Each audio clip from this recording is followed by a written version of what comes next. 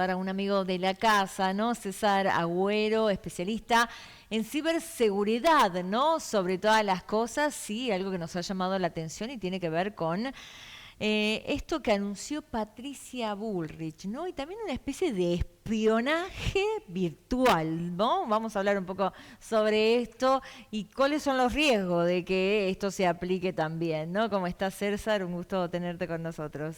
Muy buenos días para vos y toda la audiencia. La verdad que contento, ¿no?, de estar acá presente y debatir cuestiones que tienen principios o opiniones encontradas, ¿no? Y Sí. es lindo debatirlo en forma abierta y me encanta que en estos espacios podamos hablar, Y ¿no? más desde lo desconocido, porque si uno, bueno, cree que sabe mucho de tecnología por tener un teléfono que tenga un WhatsApp, un Facebook, un Instagram, error. Hay que aprender más sobre todas las cosas, pero me llama la atención porque todas estas aplicaciones tienen algo que se llama privacidad. Y no todos nos tomamos el trabajo de leer eso, ni siquiera cuando la propia aplicación te da una actualización de privacidad, ¿no? Sí, tal cual lo estás expresando. O sea, cada una de las aplicaciones, fíjate que seguramente todos en algún momento, cuando utilizamos a diario el celular, Sí. recibimos un mensaje donde la aplicación se actualiza, por ejemplo, WhatsApp, Samsung mismo, la empresa que vende tantos celulares constantemente, va poniendo aplicaciones de actualizaciones Actualizaciones. que son parches de seguridad. Sí. Yo creo que la seguridad, y yo creo que este tema muchas veces lo hemos abordado, hablado de la importancia de estar con la configuración de seguridad activa. Entonces, Sí. es importante que ahora más que todo conozcamos estos aspectos, que apliquemos estos aspectos. Y te voy a decir algo, porque muchas veces me paran y me preguntan: ¿César, hay que ser un experto para manejar seguridad o ciberseguridad? No, bajo ninguna circunstancia. Yo creo que lo importante es que nosotros sepamos, nos incluyamos, o sea, tomemos el protagonismo, porque en Sí. algunos casos también se planteaba de poder controlar a nuestros niños, ¿no? Sí. Y yo le decía, bueno, pero si vos querés controlar, te podés sentar con él cuando esté interactuando en las redes o en algún espacio, y desde esa manera vas a poder saber qué es lo que hace, cuáles son sus gustos. Si vos ves en alguna situación que pueda ser extraña, le podés preguntar de qué se trata, cómo es, y de esa manera empatizás digitalmente con Sí. este chico, ¿no? En el caso nuestro, y volviendo a lo que me decías, Sí. nosotros tenemos que entrar porque tenemos los elementos, las herramientas, por ejemplo, entrar a Google y saber cómo activar la función de privacidad o mejorar mi privacidad, por ejemplo, en mi celular. Van a salir, Ania, una panacea de información. Y es algo que no te va a llevar más de 5 minutos saber. Sí. Tomás el celular, ves el video y lo tratás de programar. Nosotros, obviamente, de nuestra ONG Reseguro Online y RCO, que es nuestra consultora, siempre tenemos video o metodología o formas que en menos de 10-30 segundos te va a permitir, por ejemplo, como el doble factor de autenticado en la red WhatsApp, te va a permitir evitar que te clonen una cuenta, ¿no? Bien, qué importante esto, ¿no? Porque bueno, eso, esos 5 minutos que nos favorecerían, preferimos poner ignorar, ¿no? Y seguir la vida común y es. corriente y evitaríamos estas cosas. Digo, una unidad de inteligencia artificial para monitorear redes.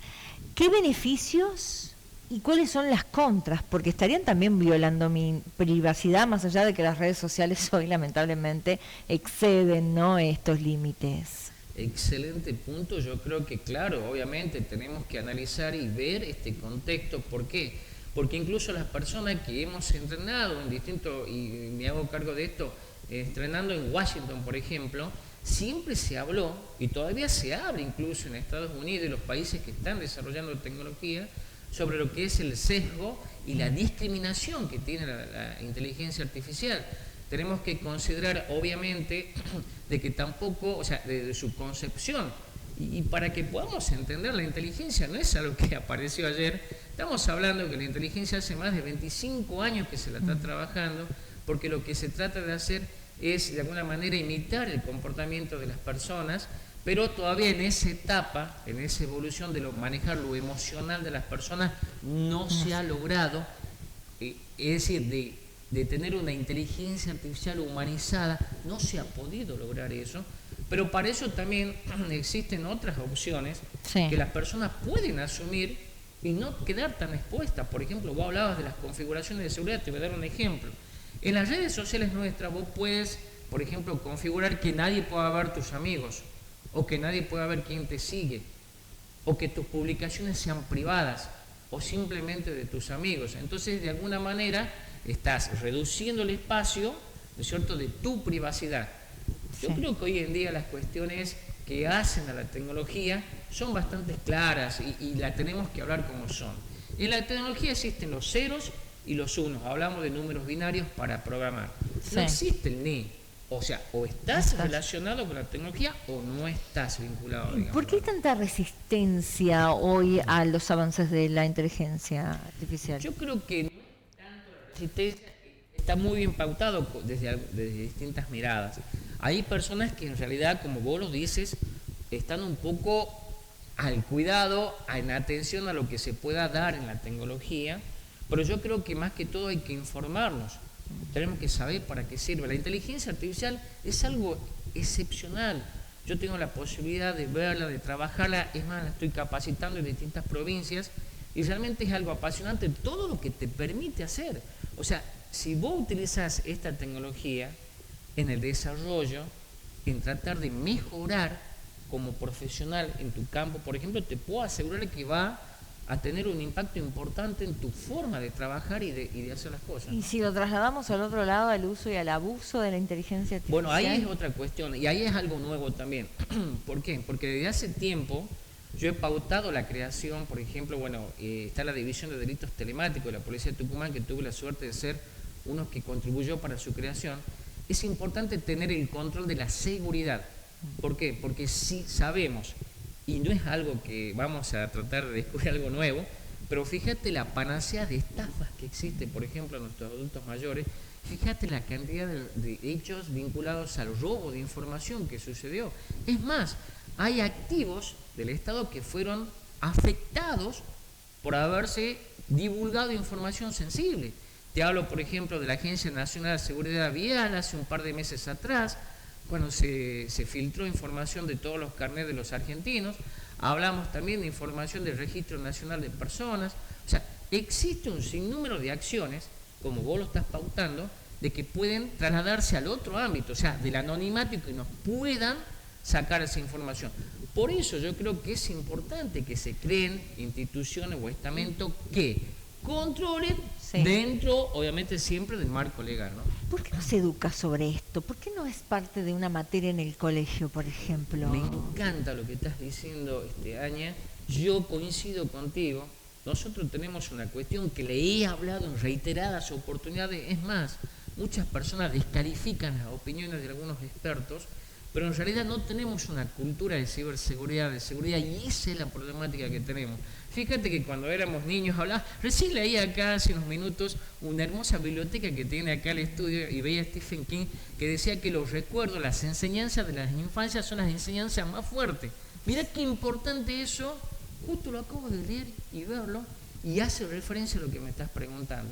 Yo creo que es importante que nosotros desde niños, así como los papás nos decían, tené cuidado cuando cruces la calle, fíjate si no viene un auto, cuando suba el colectivo, que frene el colectivo.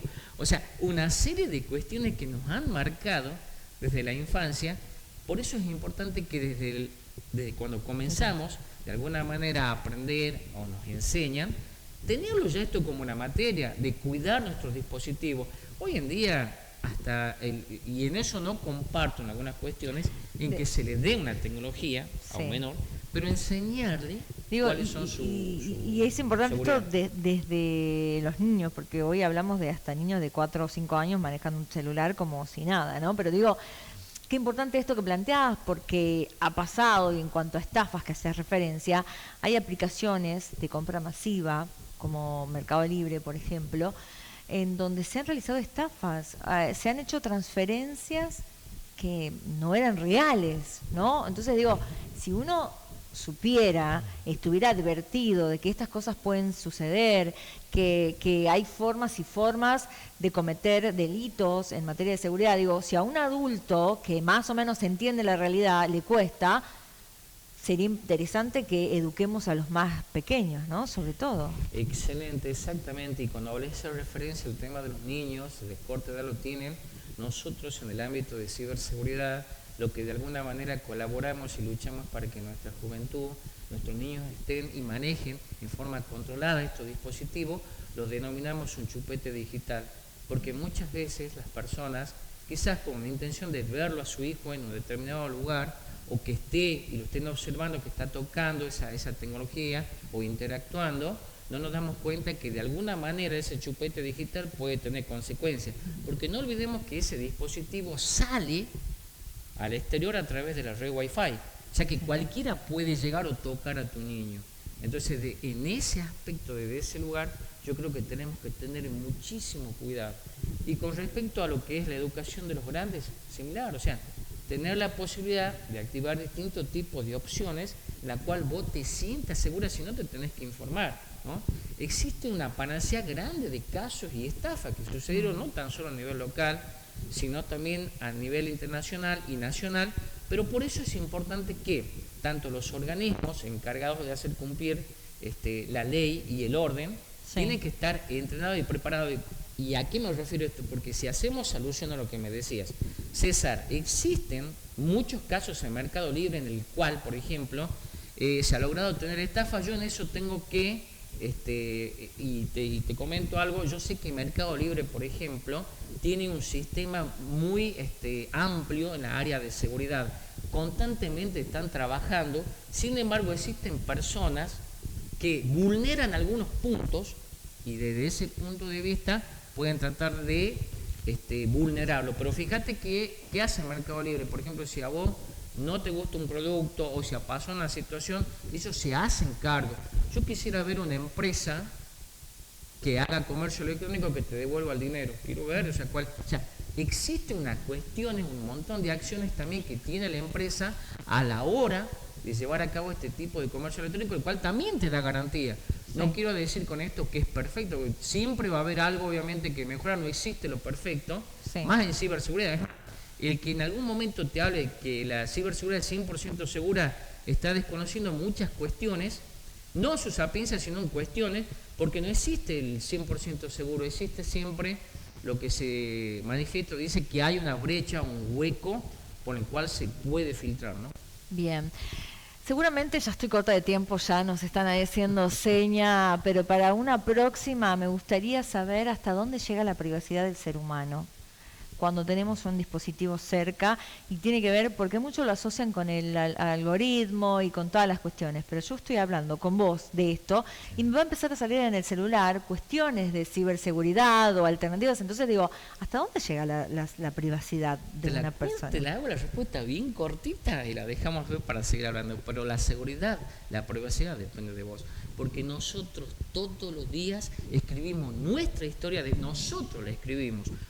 Yo publico, vos publicas, todos publicamos lo que hacemos a diario. Entonces nosotros somos los responsables de publicar eso en todas las redes sociales. Ahora, siempre tenemos que obviamente saber y entender lo que es público y lo que es privado, y en base a eso poder diferenciar, ¿no? Pero creo que nosotros somos los responsables. Gracias, César, por esta visita. Un honor estar acá como siempre. Muchísimas gracias.